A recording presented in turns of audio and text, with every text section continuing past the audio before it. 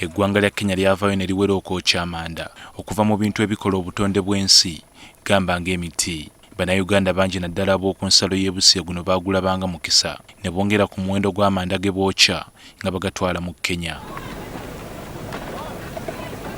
Okello akulira ekitongole ekivunaanyizibwa ku bibira mu ggwanga ki National Forestry Authority agamba abakulembeze b'ebitundu bayitiriza okuwa abantu ebbetu okwenyigira mu mulimu guno ekireeseewo emiwaatwa. Local leaders, the district administration leaders, should not look at charcoal as a source of revenue.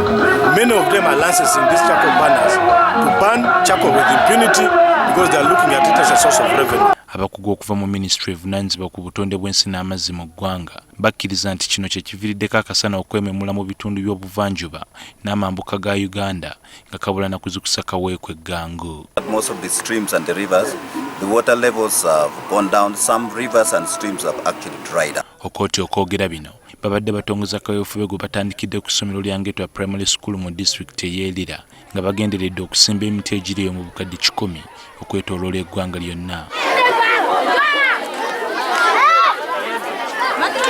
But in addition, we are also going to ensure that the institutions that embrace this tree planting, we are going to give them improved cooking stove and also explore the options of Okota akkiriza nti okuba n'abasirikale abakuuma obutonde bw'ensi abatono kye kiwadde ebbetu abo ababoonoona. So we also want to ensure that the enforcement of the rivers and the lake shores and the fragile ecosystem banks are actually in place.